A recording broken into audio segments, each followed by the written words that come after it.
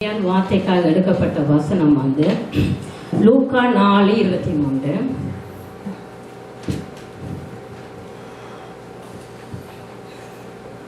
லூக்கா 4:23.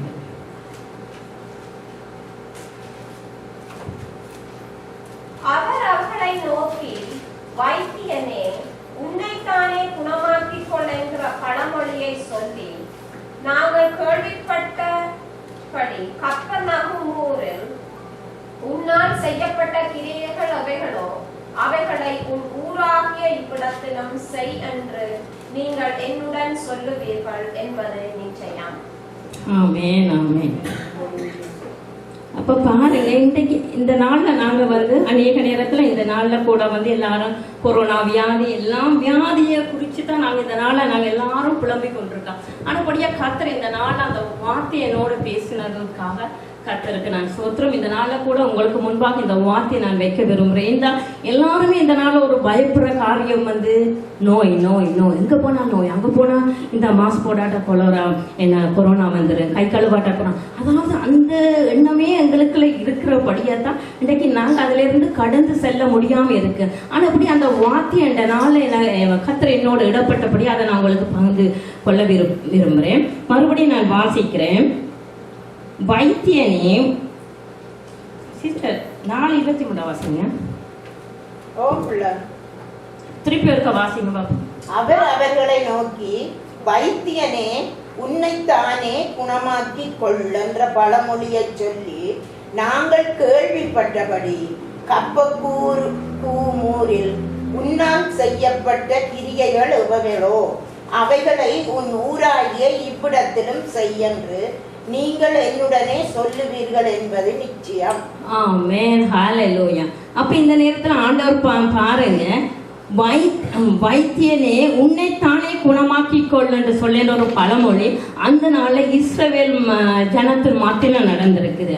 அப்ப வைத்தியரே உன்னைத்தானே குணப்படுத்துன்னு சொல்லும் போது அதை வந்து இயேசு வந்து அந்த இடத்துல குணமாக்கினதை நாங்க இந்த 23வது வசனத்துல பாக்குறோம். அப்படின்னு சொல்ல போனா நாங்க வந்து ஆண்டோட ரத்தத்தினால கழுவப்பட்ட பிள்ளைனா நாங்களுக்கு ஆசாரியாலா லேவியரா இருக்கிறோம் நாங்க பார்க்கறோம். அதே நேரம் கர்த்தர் எங்களுக்கு ஒரு அடுத்த கன்ஃபர்மேஷன் கொடுத்துட்டா நீங்க வைத்தியர். அப்போ இன்றைக்கு நாங்கள் விசுவாசிகள் ஊழியக்காரர் எல்லாம் நாங்கள் கர்த்தரோட ரத்தத்தால கழுவப்பட்ட எல்லாரும் இன்றைக்கு நாங்கள் ஒரு வைத்தியராக நாங்கள் இருக்கோம். அதைத்தான் ஆண்டவர் சொல்றாரு பாருங்க. 23வது வசனத்துல நாங்கள் திருப்பி பார்க்கணும், வைத்தியனே உன்னைத்தானே குணமாக்கி கொள். அப்ப வைத்தியனே உன்னைத்தானே குணமாக்கி கொள்ளுன்னு சொல்ற இந்த இடத்துல யாரு? இயேசு. அப்ப இயேசு நாங்க பற்றி கொண்டவர்கள் நிச்சயமாக நாங்க வைத்தியரா தான் நாங்க இருக்கோம் நிச்சயமா. அப்ப அதை நாங்க வந்து அறிஞ்சு கொள்ளும் போது நிச்சயமாக வந்து நாங்க வந்து டாக்டர்ஸ போக தேவையில்லை, நாங்க மருந்து குடிக்க தேவையில்லை. அதுக்காக நான் குடிக்க வேணாம்னு சொல்ல, உலகத்துல உபத்திரங்கள் உண்டு ஆனாலும் திடன் கொள்ளுண்டுச்சு. அப்ப ஆண்டோட வசனத்தை நாங்க அப்ளை பண்ற நேரத்துல தான் அந்த காரியங்களுக்கு நடக்கக்கூடிய மாதிரி இருக்கு. அதுதாங்க உன்னைத்தானே குணமாக்கி கொள்ளுன்னு சொல்லும் போது, அதாவது முதல் நாங்க குணமாக்கணும். எங்களை குணமாக்குறேன்னு சொன்னா நாங்க என்ன செய்வோம்? கர்த்தரிடம், அதாவது இயேசு கிறிஸ்துவிடம் அந்த ஒவ்வொரு வார்த்தையும் இந்த வசனத்தில விசுவாசத்தோட நடக்கும் போது தான் அதை எங்களுக்கு அதை நாங்க அப்ளை பண்ணலாம். இன்றைக்கு வந்து சொல்ல போனா நாங்க டாக்டர்கிட்ட போறோம். டாக்டர் வந்து 3 நேரத்துக்கு காலைக்கு மத்தியானம் பகல்னு சொல்லி 3 மருந்து மாத்திரையில தர. ஆனா அது 7 நாளைக்கு குடிங்க, 9 நாளைக்கு கொடுங்கன்னு சொன்னா நாங்க அதை கட்டாயமா என்ன இருந்தாலும் நாங்கள் சாப்பிடறதுக்கு முன்னா பின்னான்னு சொல்லி அந்த இதை பார்த்து போட்டு நாங்க கட்டாயம் செய்யறோம். ஆனா நாங்க வந்து இன்றைக்கு வந்து ஆண்டவர் கொடுத்த அந்த வார்த்தை, எங்களுக்கு கொடுத்த அந்த வாக்கு தத்தங்களை நாங்கள் அதை அப்ளை பண்ணி அதை எங்களுக்கு ஆண்டவர் கொடுத்தார். எது இஸ்ரவேல் மக்களுக்கு கொடுத்தார், எது புறஜாதி மக்களுக்கு கொடுத்தார், எது ரத்தத்தால கழுவப்பட்ட பிள்ளைகளுக்கு கொடுத்தான்னு சொல்லி நாங்க இந்த பைபிளை தேடி அதை கண்டுபிடிச்ச அந்த வார்த்தையை நாங்க உட்கொள்ளும் போதுதான் நிச்சயமா. சின்னத்துல பாருங்க, எங்களுக்கு டாக்டர்ஸ் வந்து 7 நாள் டோஸ் கொடுப்பாங்க. கொடுத்தப்புறம் எங்களுக்கு அது கியூர் பண்ணாது. திருப்பி நாங்க அதே டாக்டர்கிட்ட போய் சொல்லுவோம். அப்ப டாக்டர் சொல்லுவாங்க 7 நாள் குடிச்சிட்டு வாங்க, அதுக்கப்புறம் ஆனா அதுக்கப்புறம் இந்த ரிப்போர்ட் எடுத்துட்டு வாங்க சொல்லும் போது நாங்க 7 நாள் அந்த மெடிசனை குடிக்கிறோம். அதுக்கு பிறகு பார்த்தா பிளட் ரிப்போர்ட் எடுக்கிறோம், ஸ்கேனிங் பண்ணுறோம், எக்ஸ்ரே எல்லாம் அடுத்து கொண்டு போய் கொடுக்கும். அதுக்கு பிறகு தான் அவர் எக்ஸ்ரே பார்க்குறார். ஆனா அதே நேரம் கர்த்தர் எங்களுக்கு கொடுத்த இந்த வாக்கு தத்தத்தை அதே மாதிரி தான் அப்ளை பண்ணணும். சின்னத்தில் நாங்க 7 நாள் சொல்லலாம், 9 நாள் சொல்லலாம், சின்னத்துல 1 மாசம் சொல்லி இருக்கலாம், சொல்லி கொண்டு வரலாம். ஆனா அதுல வந்து எங்களுக்கு என்னது விசுவாசம் இல்லாம நாங்க சும்மா அட இப்படி வசனம் இருக்கேன்னு சொல்லிட்டு அங்காளங்களாம் பிராக்கு பார்த்து கொண்டு சொல்லியிருப்போம். அல்லாட்ட வந்து குழந்தைகளோட இருக்கிற அல்லாட்ட ஒரு டிவியோ ஒரு கெசட்ல போட்டுக்கொண்டு சும்மா, அதாவது ஏதோ போகுது ஆண்டவர் வாக்குத்தத்தம் போகுதுன்னு சொல்லி அசட்டையா நாங்க கேட்கும் போது அது வந்து எங்களுக்குள்ள வந்து அப்ளை பண்ண முடியாது, அது எங்களுக்குள்ள உணர்வடைய முடியாது. பாருங்க, அதே மாதிரி நான் இப்ப நாங்களோட பேசுறோம், ஆவிக்குரிய காரியத்தையும் உலகத்துக்குரிய காரியத்திலும் பெற நாங்க இந்த மெடிசன் குடிக்கிற நேரத்துல இன்னென்ன சாப்பாடு குடிக்க கூடாது, அவாய்ட் பண்ற சாமான்களை அவாய்ட் பண்ணி ஆட் பண்றதை நாங்க ஆட் பண்றோம். ஆனா கர்த்தரோட வசனத்தை நாங்க கேட்கும் போது அதே மாதிரி தனிப்பட்ட முறையில ஆண்டவரோட பிரசன்னத்தை ஆண்டவரோட வல்லமையை நாங்கள் குடிச்சு பேசும்போது அந்த வார்த்தையை குறிச்சும் போது நாங்க வந்து என்ன செய்யறோம், சமைச்சு கொண்டிருக்கிறோம், அல்லட பிள்ளைகளோட என்ன விளையாடி கொண்டிருக்கிறோம், அல்லாட்ட வந்து சும்மா யாராவது விசிட்டர்ஸ் வந்திருப்பாங்க, அந்த நேரத்துல நாங்க அதை கேட்கிறோம். இதெல்லாம் வந்து என்னது பிரயோஜனமற்றதாக தான் காணப்படுது. ஹல்லேலூயா. ஆனப்படியா நாங்க இன்றைக்கு வந்து நானும் நீங்களும் தான் இன்றைக்கு நாங்க வைத்தியராக இருக்கிறோம். ஆனப்படித்தான் அதே நேரம் ஆண்டவர் சொல்றோம், நாங்க ஆதிகாமம் 50:2 நாங்க பாப்போமா இருந்தா, நான் அதுல இந்த ஊழியக்காரர் வந்து ஒரு வைத்தியரான்னு சொல்லி ஆண்டவர் காட்டுறார். அந்த வார்த்தையை நாங்க எடுப்போம். ஆதிகாமம் 50வது அதிகாரத்துல 2வது வசனத்தை பாப்போமா இருந்தா, வர்க்கமிடும்படி யோசேப்பு தன் ஊழியக்காரராகிய வைத்தியருக்கு கட்டளையிட்டான். அப்படியே வைத்தியர் இஸ்ரவேலுக்கு சுகந்த வர்க்கமிட்டார்கள்.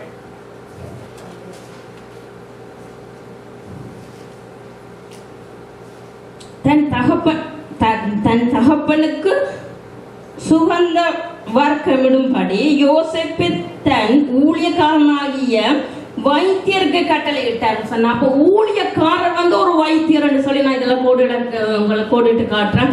அதாவது நாங்க சில நேரத்துல யார் ஊழியக்காரா வைத்தியர் இல்ல, இயேசுவின் ரத்தத்தால கழுவப்பட்ட. அப்ப இன்றைக்கு நாங்க ஊழியக்காரர்கிட்ட போய் தான் நாங்க வந்து சின்னத்துல வைத்திய சுகமில்லாத பிள்ளைகள் வந்து ஊழியக்காரர் கை வைக்கும் போது அதாவது சுகமடையணும் அப்படி இல்லை. ஆண்டவர் சொல்றோம், இன்றைக்கு நாங்க ரத்தத்தால கழுவப்பட்ட பிள்ளைகள், நாங்க ஆண்டவருக்கு ஒரு சின்ன ஊழியம் செய்யலாம், மெசேஜ் தான் கொடுக்கணும் இல்ல, ஆராதனை தான் செய்யணும் இல்ல, நாங்க ஆண்டவருக்கு இயேசு நல்லவர் என்று சொல்லும் போது அதே ஒரு ஊழியம் தான் நாங்க செய்யறோமே. நாங்க ஏழைகளுக்கு இறங்குற நேரமே அது கூட வந்து கர்த்தரோட பார்வையில நாங்க ஆண்டவரே நீங்க சொன்னீங்களே ஏழைகளுக்கு இறங்குங்க, அதாவது திக்கற்ற பிள்ளைகளுக்கு நீங்க இடம் கொடுங்கன்னு சொல்லும் போது அந்தந்த சின்ன சின்ன காரியங்கள் பைபிள்ல என்னென்ன இருக்கு அதெல்லாம் நாங்க செய்யும் போது அதெல்லாம் நாங்கள ஊழியக்காரியா இருக்கும். அநேக நேரத்தை நாங்க தப்பா நினைக்கிறோம், ஐயோ பிரசங்கம் செய்தா தான் ஊழியக்காரி, ஆராதனை செய்தா தான் ஊழியக்காரன் இல்ல, அது இல்லை. அப்ப நாங்க அந்த தன்மையில இருந்து நாங்க வெளியே வரும்போது நிச்சயமாக எங்களுக்கு அந்த வல்லமையை கர்த்தர் தந்திருக்கிறார். அப்ப அதே போல யாத்திராத்துல பாருங்க, ஆண்டவர் சொல்ல நானே பரிகாரின்னு. அப்ப நானே பரிகாரின்னு சொல்லும் போது அதே நானே உன் பரிகாரின்னு சொல்லி யாத்ராமம் 15:26 பார்த்தா நாங்க தெரியுது நானே உன் பரிகாரி. அப்ப நானே உன் பரிகாரின்னா நாங்க இயேசுவை நாங்க வந்து பலிக்கிற பிள்ளைகளா இருக்கும் போது நாங்க இன்னைக்கு பரிகாரி தான். ஹல்லேலூயா. அப்ப நாங்க இன்னைக்கு பரிகாரித்தான், நாங்க வந்து ஒரு இடத்துல போக தேவையில்லை, நாங்களே பரிகாரி. இயேசு நல்ல சமாரியனா இருக்கிறோம், இயேசு எங்கள் மேப்பரா இருக்கிறான்னு சொன்னா அப்ப நாங்க இயேசுண்ட சாயல இயேசுவை நோக்கி நாங்க பார்க்கணும். எப்போது நாங்க இயேசுவை நோக்கி பார்க்கணும், இயேசு என்ன செய்யறாரு என்ன சொன்னாருன்னு சொல்லி பார்க்கும்போது நிச்சயமாக நாங்க அந்த ஆதிகாம யாத்திராமத்துல பார்த்தா வந்து நானே பரிகாரின்னு சொல்றேன். அப்படியாக வந்து 2 அதிகாரத்துல பார்த்தா அவர்கள் வந்து என்ன செய்யறாங்க, அந்த ராஜா வந்து சுகமில்லா நேரத்துல வந்து ஆலயத்தை நோக்கி வரையில, தேவனை நோக்கி பார்க்கல, தண்டை இஷ்டத்துக்குள்ள இருந்தபடியா தான் அவன் வந்து மறைத்ததாக பார்க்கிறான். அந்த அதிகாரத்தை நான் எடுத்து உங்களுக்கு கோடிட்டு காட்டுறேன், நீங்க போய் வீட்டுல போய் பாருங்க.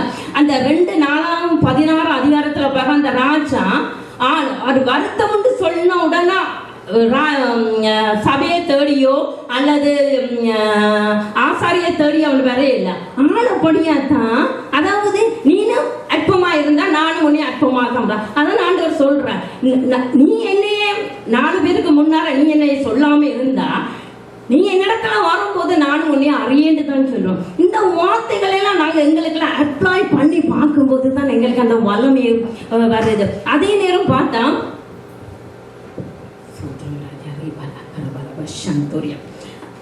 லேவியா, அதே போல லேவியாத்திலையும் பார்க்கிறோம், அந்த வியாதி பட்டவர் வந்து அந்த இருக்கும் போது ஆண்டவர் என்ன சொல்றார், அந்த படுக்கையில அவன் இருக்கும் போது அப்ப அவர் வந்து என்ன தெரியுமா, அதான் என்ன பழைய ஏற்பாட்டுல எடுக்கிற நேரத்துல தேவன் வந்து தன்னையே எல்லாருக்கும் காண்பிக்கிறார், நான் தான் தேவன், நான் தான் பரிகாரி, நான் தான் சுகமாக்குறவருக்கார்.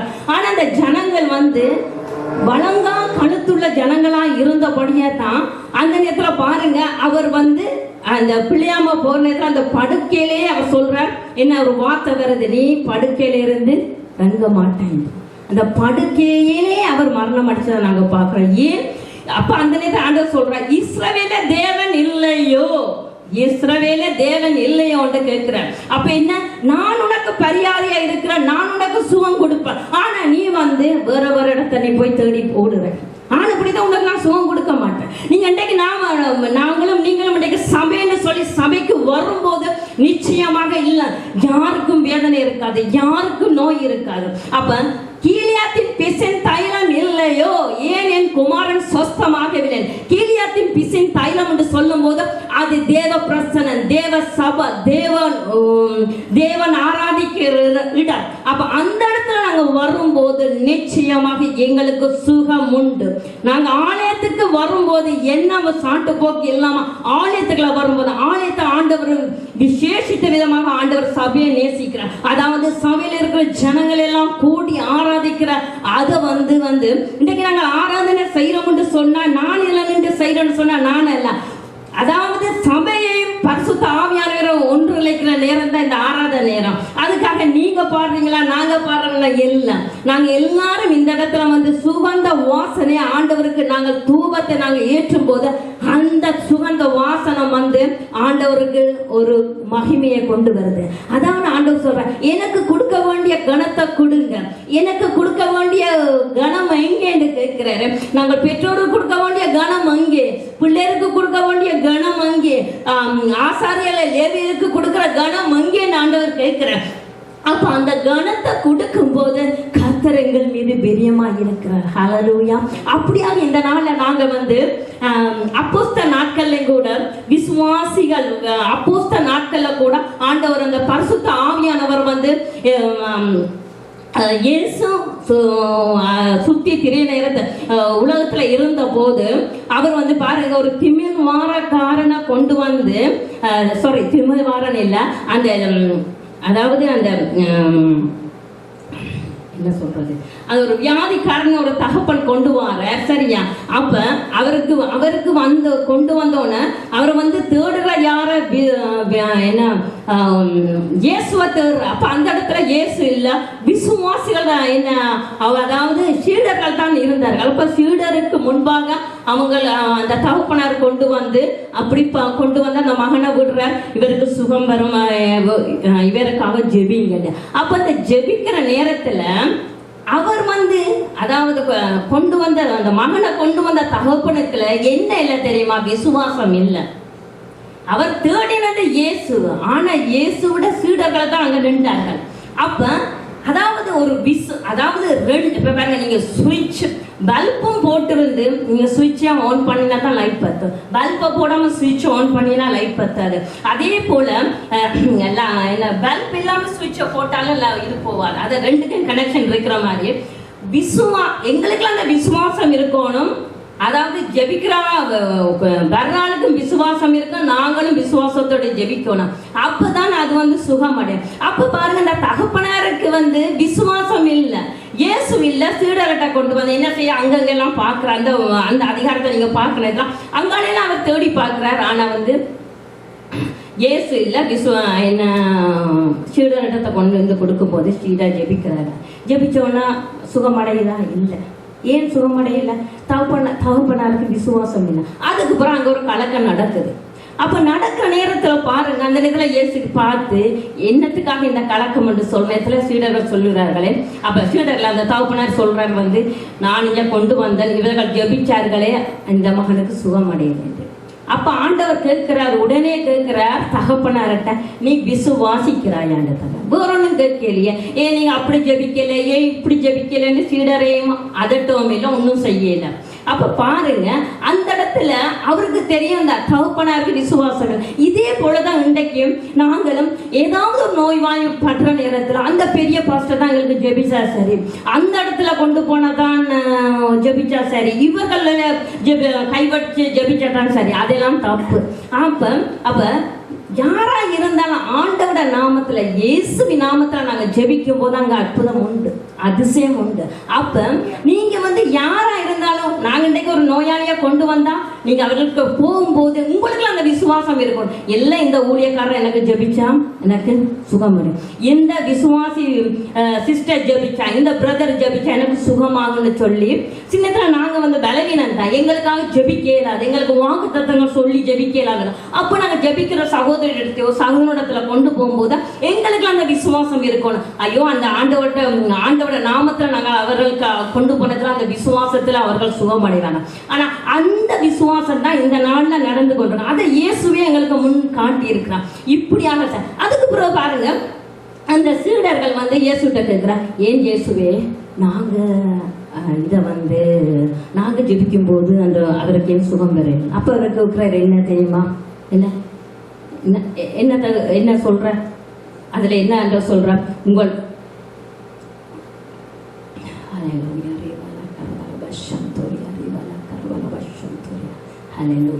என்னை விட்டு போங்கன்னு சொல்றோம்.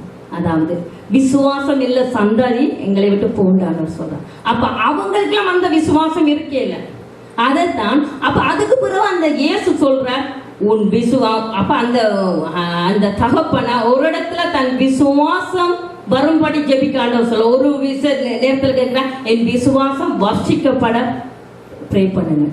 அப்ப இதெல்லாம் பார்க்கறதுல எங்களோட விசுவாசம் இன்னும் வளர வரும். ஹல்லேலூயா. அப்படி நாங்கள் விசுவாசம் வளரும் போது தான் எங்களுக்கு அந்த காரியத்தை நடக்கக்கூடிய மாதிரி இருக்கு. அதே போல அப்போஸ்தல நாட்களே ஆண்டவர் அந்த விசுவாசத்தை காண்பிக்கிறார். அப்ப ஆண்டவர் எங்களுக்கு அந்த அப்போஸ்தல நாட்கள்ல வந்து பரிசுத்த ஆவியானவர் பெற்று கொண்ட பிறகு அவர்களுக்கு அந்த விசுவாசத்தின் வல்லமை ஆண்டவர் கொடுக்கிறார். அதை நாங்கள் மத்திய மாக்கள் எல்லாம் நாங்கள் பார்க்கக்கூடிய மாதிரி இருக்கு. மத்திய 16-18 மத்திய 17-18 எல்லாமே ஆண்டவர் சொல்றாரு, நான் உங்கள்கிட்ட அதிகாரத்தை நான் தாரேன், அந்த அதிகாரத்தை அதை ஒரு கடுத்து வாசிப்போமா. மார்க் 16-18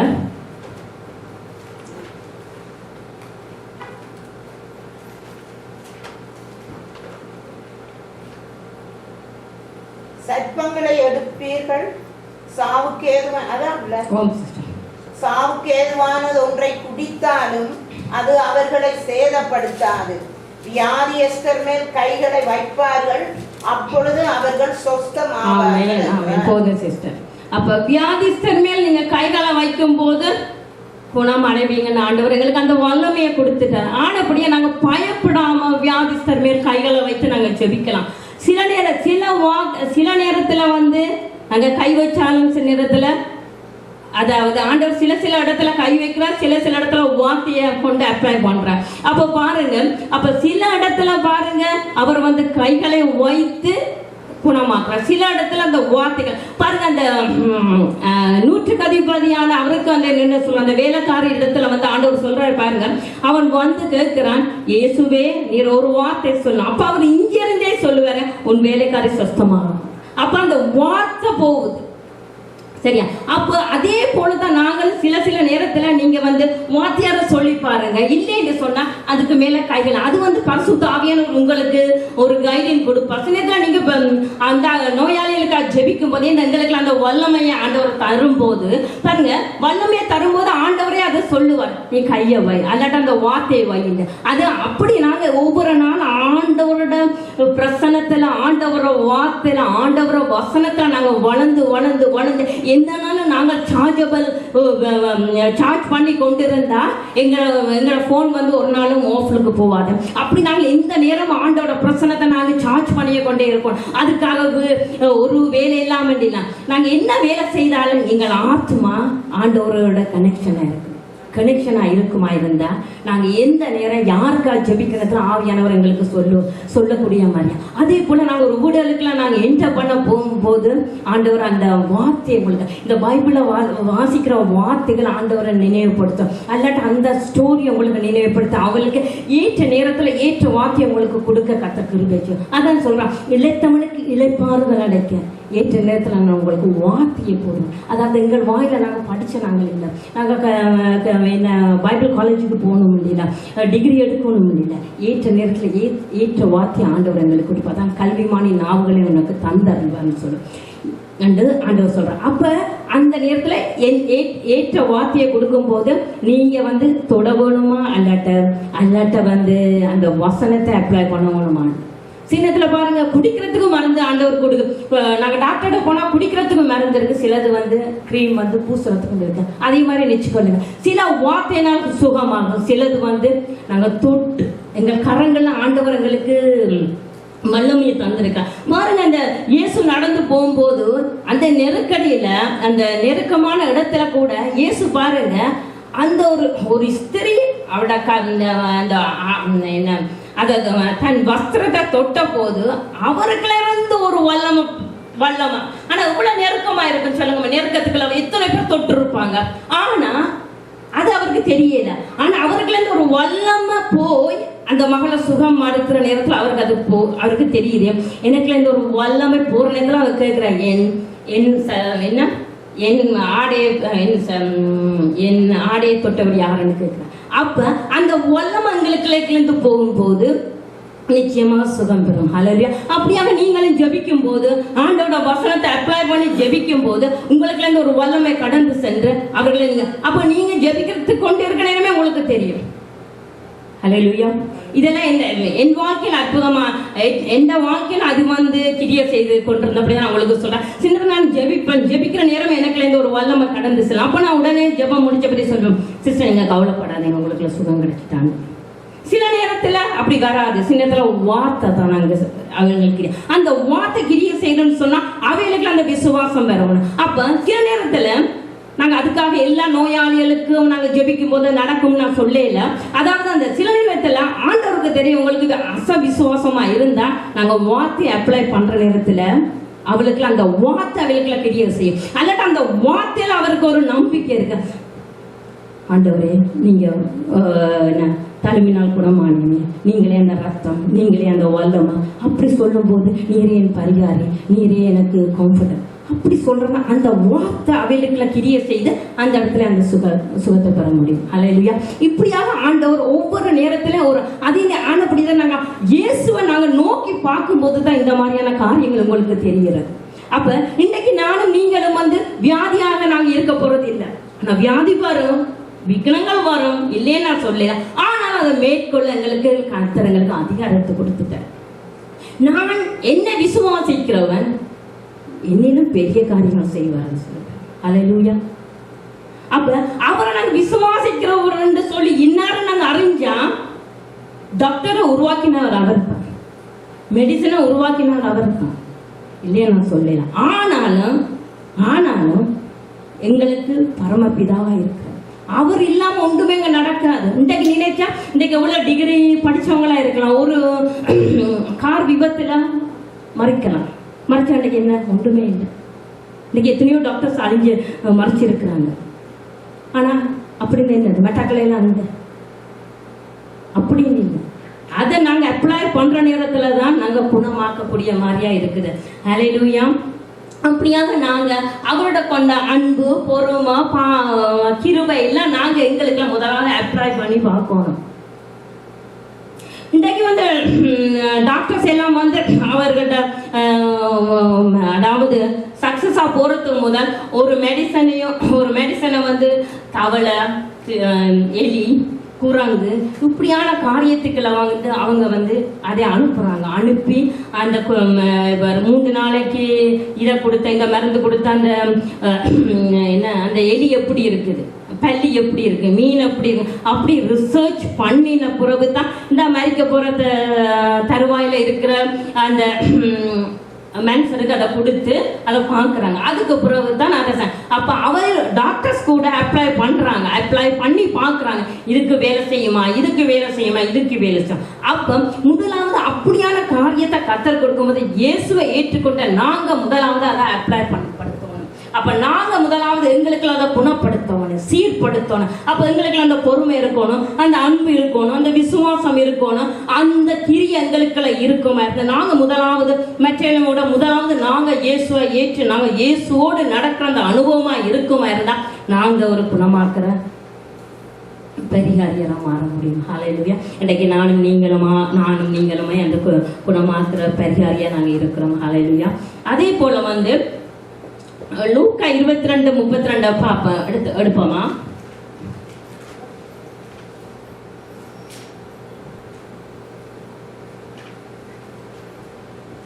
லூக்கா 22:30.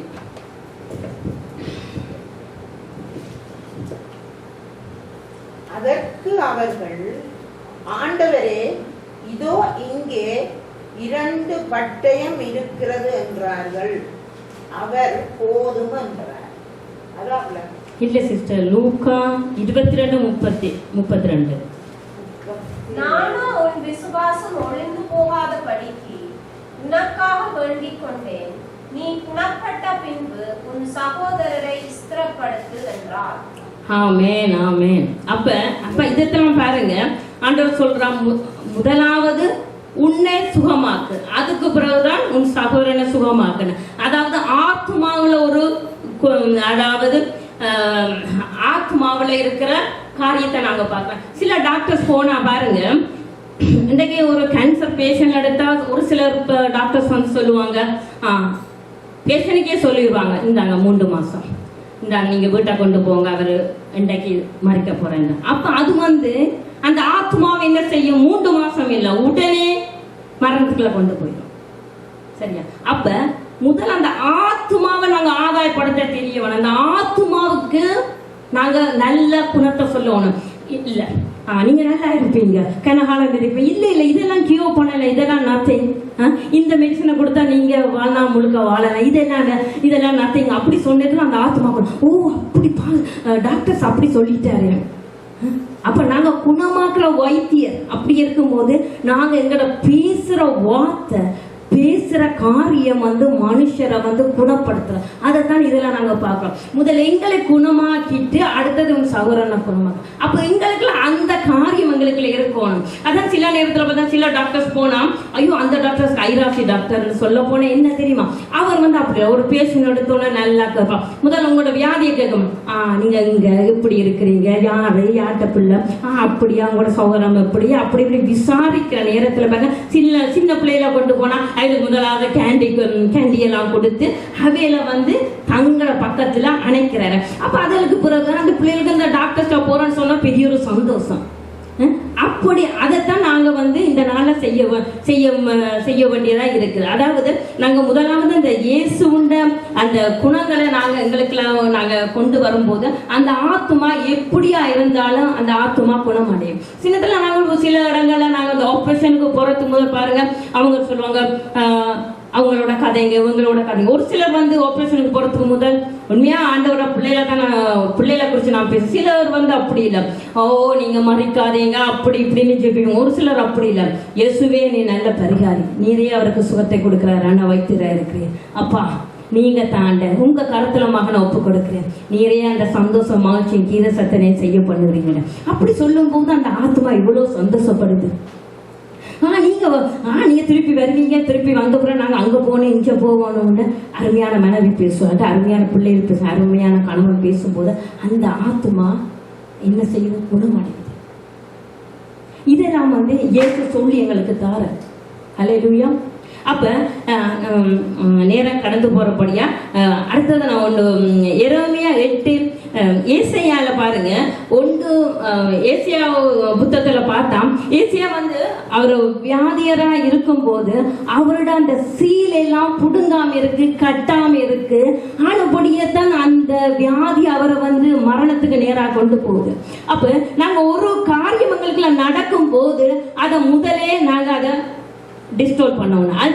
அதை என்னென்ன சேர்க்கணும், என்னென்ன நாங்க ஒதுக்கணும்னு சொல்லி அதை நாங்க செய்யறோம். அதை விட்டுட்டு வந்து ஆண்டவரோட வார்த்தை எங்களுக்கு ஒரு சுகம் இல்லைன்னு சொன்னா ஆண்டவரோட வார்த்தையா நாங்க கொடுத்து அப்ளை பண்ணோம். அதை விட்டுட்டு அசவிசுவாசிகள் வேற யாரும் வந்து அந்த இடத்துல இவர் சாகத்தான் போவார், இவர் இந்த மருந்து குடிக்க கூடாது, அந்த மருந்து குடிக்க கூடாது, அது செய்யக்கூடாது, இது செய்யக்கூடாது. இன்றைக்கு பாருங்க ஜோபோட வாழ்க்கையில கூட ஜோபு நோயாளியா இருக்கும் போது அவனோட சிநேகங்கள் வந்து எப்படியெல்லாம் பேசுறாங்க. அப்ப அது வந்து என்னது சொல்ல போனா, அதாவது சும்மா அந்த காரியத்துக்கு ஏற்ற ஆட்கள் இல்லை, காரியத்தை நடப்பிக்கிற ஆட்கள் இல்லை. அப்படியானவர்கள் வரும்போது எங்களுக்கு இன்னும் வேதனை, இன்னும் நோய் கூடும்னு ஆண்டவர் சொல்றார். ஹல்லேலூயா. அப்ப பாருங்க எரேமியா 8:22 எடுத்து நாங்க முடிவு செய்வோம். 8:22 பார்ப்போமா ஒருக்கா? எரேமியா 8:22.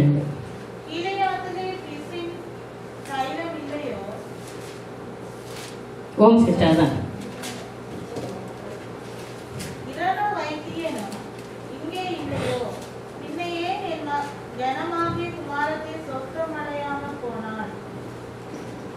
ஹல்லேலூயா.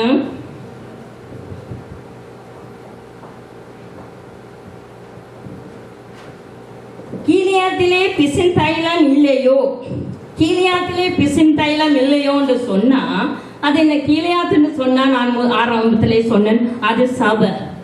அப்ப இந்த சபையில ஏன் தைலம் இல்லையோன்னு கேட்கிறேன். தைலம் தான் என்னது? ஆண்டவர ரத்தம், ஆண்டவர வார்த்தை, ஆண்டவர வசனம். ஏன் இந்த சபையில ரத்தம் இல்லையா? இருக்குது. வசனம் இருக்கா? இருக்கு. அப்ப ஏன் எங்கள் மக்கள் இன்றைக்கு சொஸ்தமாகவில்லை என்று சொன்னா அதான் ஆண்டவர் இந்த எரேமியால பார்க்கிறோம். கீலியாத்தின் பிசின் தைலம் இல்லையோ, ரண வைத்தியரும் அங்கே இல்லையோ, பின்ன ஏன் என் ஜனம் குமாரத்திகள் சொஸ்தமாகாமல் போனார்கள். ஆண்டவருக்கு ஹல்லேலூயா. அப்ப நீங்க அடிக்கடி யோசிங்க, சபைக்கு வரும்போது சபையில எனக்கு சுகம் உண்டு, சபையில நான் போறேன், நான் அற்புதம் உண்டு, நான் சும்மா சபைக்கு போகல, இன்றைக்கு ஒரு அற்புதத்தை காண போறேன், இன்றைக்கு ஆராதனையில கர்த்தரோட பேச போறேன், இன்றைக்கு வார்த்தையோட கர்த்தரோட பேச போறேன். எது வார்த்தையா இருந்தாலும், யார் பிரசங்கம் பண்ணினாலும், யார் ஆராதனை செய்தாலும் பரவாயில்ல, அவரோட முகத்தை பார்க்காது. இன்றைக்கு எனக்கு அந்த வசனம் என்ன செய்யுது, இன்றைக்கு கொடுக்கிற வசனம் என்னைய சுகப்படுத்துமா, இன்றைக்கு கொடுக்கிற வார்த்தை என்னை ஆற்றி தேய்ச்சுமானா, அப்படி பார்த்து நீங்க வரும்போது தான் நிச்சயமாக ஆண்டவர் இந்த வார்த்தையின்படி உங்களை வழி நடத்துவார். ஹல்லேலூயா. அதே போல வந்து எரேமியா 46 அடுத்த வசனம், எரேமியா 46:11 பார்ப்போம்.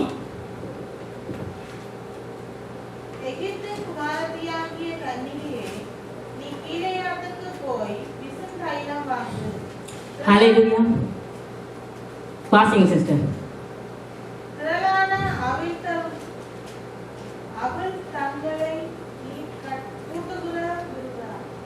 சிஸ்டர் ஆரம்பத்தை வாசிங்க சிஸ்டர்.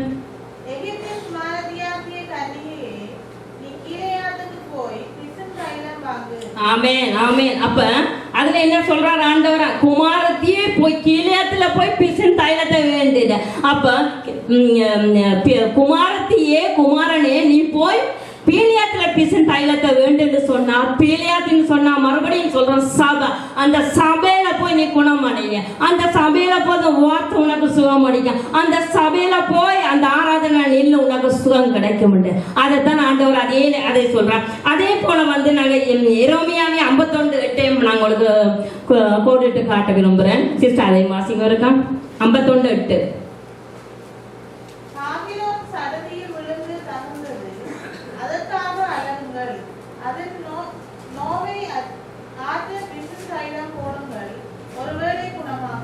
ஹல்லேலூயா ஹல்லேலூயா. ஒரு வேளை குணமாகும் என்று சொல்றேன், ஒரு வேளை. அப்ப இந்த இடத்துல பார்க்கிற நேரத்துல 51:8 அது பார்த்தா, அதாவது ஒரு வேளை குணமாகும். குணமாகும். ஹல்லேலூயா. அப்ப அதாவது ஒருவேளை குணமாகும் ஆண்டவரே சொல்றாரு. என்னண்டா, அதாவது விசுவாசிகள் அசவிசுவாசிகள் இருக்க நாங்க ஆண்டோட பிள்ளைகளா இருந்து கொண்டு இன்னைக்கு நாங்க சபைக்கு வாரம் ஜபிக்கிறோம். அதுக்கப்புறம் போய் அங்கால போய் அந்த மருந்தை குடிக்கணும், இந்த மருந்தை குடிக்கணும், அதை குடிக்கணும், இதை குடிக்கணும். அப்ப அந்த விசுவாசம் இல்லாத சந்ததியை பார்த்து தான் ஆண்டவர் சொல்றான், நீங்க போங்க. சிலர் பாருங்க ஜெபிப்பாங்க, மழைக்காக ஜெபிப்பாங்க. இன்னைக்கு மழை வரக்கூடாதுன்னு சொல்லி உபவாச கூட்டத்துல ஜெபிப்பாங்க. ஜெபிச்சு போட்டு வாசல் எடுப்பாங்க, பிள்ளை குடிய எடுத்துட்டு வந்தியா. அப்ப என்ன விசுவாசம்? அப்ப உங்களுக்கு என்ன ஜெபிச்சது? அதாவது உங்களுக்கு இந்த ஜெபத்துல ஒரு உறுதி இல்லை, ஜெபத்துல ஒரு நம்பிக்கை இல்லை. இன்னைக்கு மழை வராதுன்னு நாங்க ஜெபிச்சுட்டு போனா, மழை வராம நீ முதலாவது உண்ட விசுவாசத்தை நீ கிரியல காண்பிக்கணும். அப்பதான் இருக்கு. அதைத்தான் ஆண்டவர் சொல்றான், இப்போ உனக்கு சில நேரத்துல சுகமாகலாம். அப்ப எங்களுக்கு ஆசை விசுவாசி இல்லை, நாங்க போனா எங்களுக்கு சபைக்கு வர நேரத்துல இந்த சபையில அற்புதம் நடக்காது. அதான் ஆண்டவரே தான், இது நான் மாறா சொல்லலாம், ஆண்டவரே எங்களுக்கு சொல்றேன். அதேதான். ஆனா அப்படியே இந்த இந்த வேதாமத்துல நிறைய வார்த்தைகளை எழுத இல்லை. கொஞ்சம் 67 புக்ஸ் எழுதி கொடுத்ததுங்க. ஏன்னா அநேக விசுவாசம் அசவிசுவாசங்களான காரியங்கள். அதான் மார்ட்டின் லூதர் கிங் சொல்லுறார். என்ன தெரியுமா? அதாவது விசுவாசிக்காதவனுக்கு ஹல்லேலூயா. இந்த அவர் சொல்ற நேரத்தில் அப்படிதான். அதாவது விசுவாசிக்கிறவனுக்கு நடக்கிறதும் விசுவாசவனுக்கு நடக்கிறதுக்கு உள்ள காரியம் வித்தியாசம் காண்கிறோமே. அப்ப அப்படியாக நாங்க இந்த நாள்ல நாங்க விசுவாசத்தோடு சபைக்கு வரும்போது நிச்சயமாக அந்த பலனை காண்போம். அந்த நோயிலிருந்து எங்களுக்கு விடுதலையாக கர்த்தர் கிருபை செய்வார். ஹல்லேலூயா. அப்படியாக நாங்க எல்லா நேரத்துல நாங்க வியாதிஸ்தருக்கு ஒரு சிலருக்கு பார்த்தா வியாதியில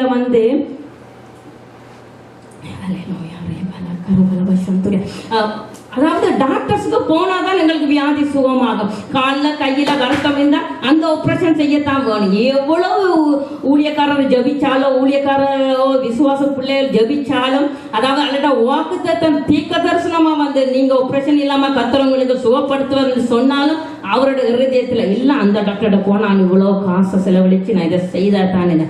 அப்ப அதுகளெல்லாம் ஆண்டவர் சொல்ற சிலவழிக்கிற காரியங்கள் எல்லாம் ஆண்டவர் என்ன செய்வார்? அப்படியே நாட்களுக்கு அப்படியே தான் விட்டுருவாங்க. ஆனா அப்படியே அவங்க தர்த்தத்துக்குள்ளே போயிடுவாங்க. சில இடங்கள் சில வீடுகளை தொடர்ந்து ஒரே பேட்டர்ன்ல ஒரே வியாதியா இருக்கு. ஏன் அந்த வியாதி?